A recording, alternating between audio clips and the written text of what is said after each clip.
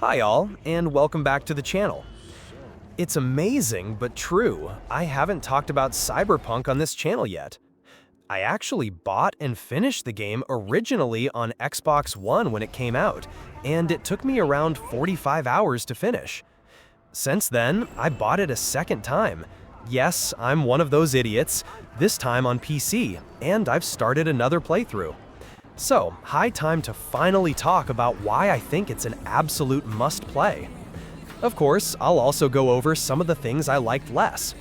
You can find timestamps in the description in case you want to skip certain parts. Now, let's quickly create some clarity for new players on the core gameplay loop before we dive into the rest. The core loop in Cyberpunk is all about exploring Night City's open world, picking up gigs, side jobs, and main missions. You fight through enemies using guns, hacking, or melee, and you're always looting gear and upgrading your weapons and cyberware to get stronger. As you build street cred, you unlock better jobs, new weapons, and more parts of the city. Some story missions are locked until you hit key moments in the main story or reach a certain street cred level. So even though it's an open world, your progress still has structure. Street cred is basically just a second experience bar that works as a content gate. The core cycle is simple: explore, fight, loot, upgrade, and keep chasing the next gig. Since I don't like wasting your time with filler, let's go straight to the two biggest reasons to play this game. I'll cover those before I talk about the rest. First, the story is genuinely great. Even when the game first released with all its issues, I would have recommended it for the story alone. Sure, it wasn't perfect and it didn't deliver on all its promises, but the story always stood out. You play as V, and what makes the story so relatable is that you're just trying to survive and carve out a place in the world, but life keeps punching back. You're overwhelmed, constantly forced to compromise, and even when you win, it rarely feels clean. You know that feeling when you finally think you've made it, only to have it collapse instantly? That's exactly what happens when you get your big break with Dexter Deshawn. It's supposed to be your shot, but it immediately spirals out of control. That's the vibe throughout the game. It's not about being the hero, it's about scrambling for control in a world that's way bigger than you. And that grounded, messy struggle is what really sticks with you. Even though everything goes, of course, completely insane, it is a game after all. I think the way V deals with it all still feels very real, and that's what makes it hit harder. Just to be clear, I'm not just talking about the main story here. The side quests, especially with Panem and Judy, are extremely well written, and often even better than the main story. That said, this does mean if you're not really into story-heavy games, this might not be for you. There are a lot of cutscenes and a lot of conversations, but if you love games that give you those long, story-heavy moments where you can just sit back and watch things unfold, this one's for you. The second thing I loved is the player freedom and build variety. This ties directly into the combat. You can go full melee, stealth, hacking, guns blazing, explosives, whatever you like. All of it works. It gives you a real sense of control, like your progression choices actually matter. You really feel yourself getting stronger, not just with stat boosts, but with real upgrades that completely change how you play.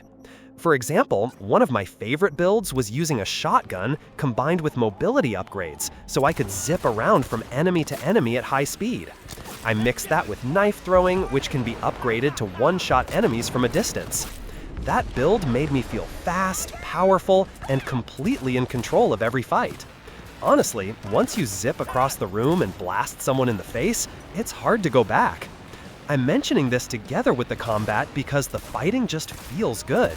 It's rare to see this much build freedom in a real-time action game, and the weapons, both melee and guns, feel super impactful, which makes the fights really satisfying. Honestly, I think this is one of the most underappreciated parts of the game. Anyway, let's move on. Let's talk about something I liked, but not as much as most people, and then one thing I liked less. The thing I did like, but not as much, was Night City itself. Yes, it's very cool, mostly because I hadn't seen something like this in a game before, especially not at this high of a production level. But I don't know, it still feels a bit weird and clunky sometimes. like when you try to help the cops with an assault, and suddenly the cops also start shooting you. To be fair though, maybe I just have one of those faces. Or when you get chased by the cops, hide in a corner, kill the one cop that sees you, and then just wait it out in the same corner. Little things like that break the immersion for me. Also, because the city is so vertical, sometimes you spend too much time walking around looking for that one entrance. None of this takes away from how beautiful it is or how well it's built, and maybe some of this is just me nitpicking. I mostly wanted to mention it because Night City always gets endless praise, and I thought it's useful to show a slightly different perspective. But don't get me wrong, it's still a very cool playground. Lastly, one thing I liked less is the difficulty scaling. If you build your character even halfway decently, you get ridiculously strong really fast. The game becomes super easy. I played with handguns on normal, and even 5 hours in, I was just one-shotting enemies with consistent headshots. I play on very hard now, so I guess it's fine, but still, it feels weird how quickly you can completely break the game's difficulty. Before I wrap up, I'll cover what changed since launch in a separate video. When that video's done, I'll drop a link in the description.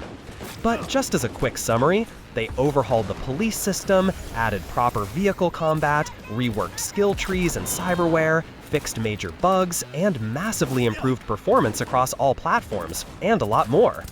So, to summarize, Cyberpunk is an open-world action RPG where you fight, loot, upgrade, and keep chasing the next gig. Even many years later, it still looks beautiful, it's now properly optimized, and it plays really well. For me, the build crafting, the combat, and the story are the real standouts. If you haven't played it yet, I think this is absolutely a must-play. Just as a heads up, I haven't played the expansion yet, but since the base game is now pretty cheap for the amount of gameplay you get, I think it's still more than worth it. That's it! If you like videos like this, please consider liking and subscribing. Either way, thanks so much for watching, and I hope to see you in the next one.